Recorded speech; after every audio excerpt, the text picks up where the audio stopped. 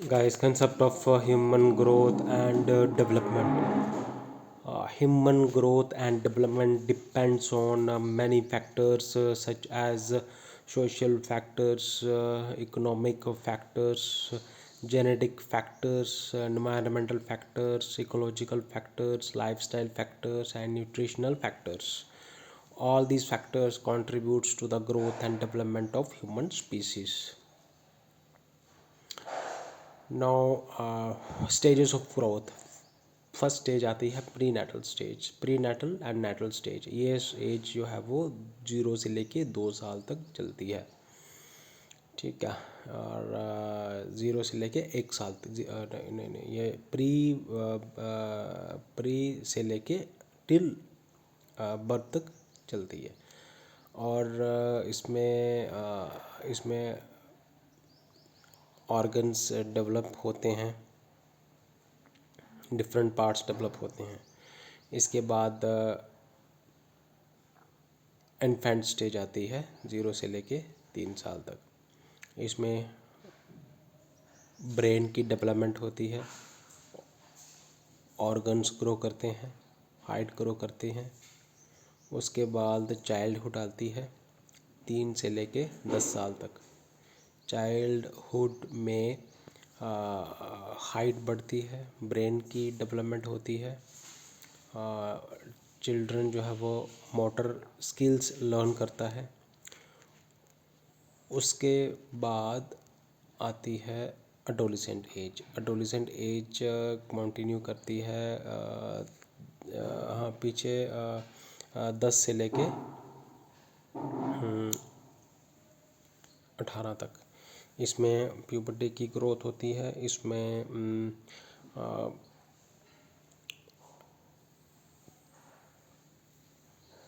Height और बढ़ती है, ठीक है। इसमें सेल्फ जो है आइडेंटिटी एस्टेब्लिश होती है। इसमें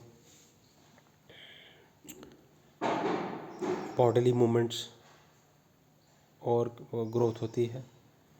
देन अडल्टहुड में और जो है मैच्योरिटी कर जाती है, फिज़िकल मैच्योरिटी हो जाती है। और रिप्रोडक्टिव एज भी होती है इसमें, रिप्रोडक्टिव एज भी है। और धीरे धीरे जब लेट अडल्टहुड आता है तो रिप्रोडक्टिव एज जो है वो कम होने लगती है, रिप्रोडक्शन कम होने लगती है। लेडीज़ में मीनोपॉज हो जाता है, एडोलेसेंस में लेडीज़ में मीनोपॉज आता है। उसके बाद फिर आगे नेटल स्टेज, उसके बाद फिर सेनिसेंस आता है।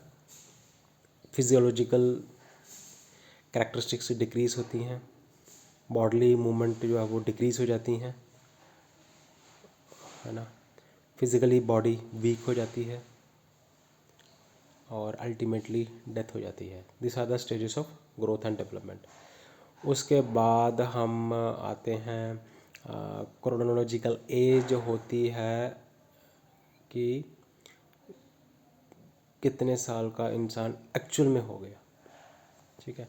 उसके बाद आती है बायोलॉजिकल एज। बायोलॉजिकल एज होती है कि वो डिपेंड करती है उसकी मैंस की फ़िज़िकल एबिलिटी के ऊपर, फिज़िकल बॉडीली फंक्शन के ऊपर डिपेंड करती है।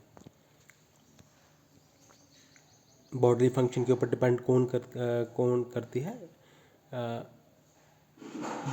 Biological age. And chronological age कितने एक्चुअल में कितने लाइफ बर्थ साल उसके हो गए हैं, तो ये आ गया। उसके बाद जो है fact lifestyle age, socioeconomic factors.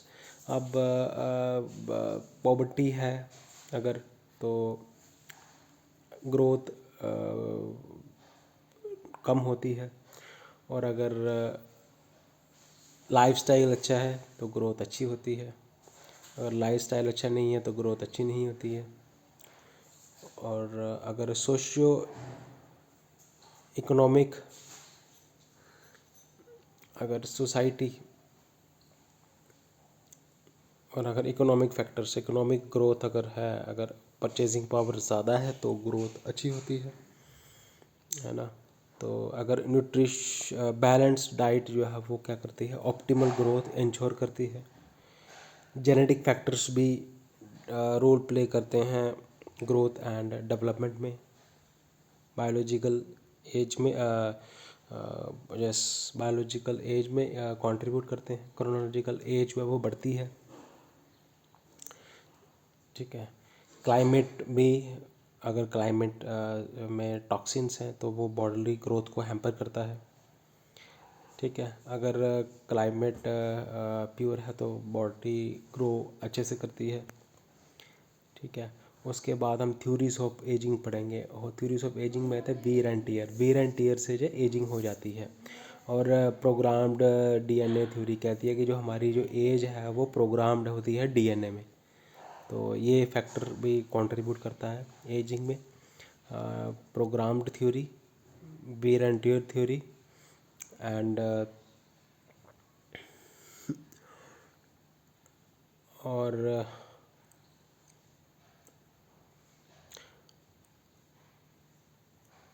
Free radical theory means psycho oxidised stress भी जो है वो एजिंग में कंट्रीब्यूट करती है, उसकी वजह से एजिंग होती है, ठीक है। उसके बाद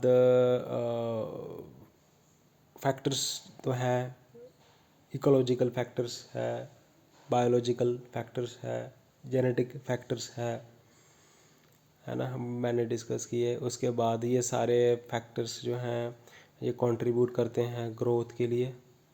लाइफस्टाइल है, इन्वायरमेंटल है, इकोलॉजिकल फैक्टर्स है, न्यूट्रिशनल फैक्टर्स हैं, सोशियो इकोनॉमिक फैक्टर्स हैं, कंट्रीब्यूट करते हैं ग्रोथ एंड डेवलपमेंट के लिए। उसके बाद हम पढ़ते हैं सोमैटोटाइप्स। इसमें 3 तरह के आते हैं,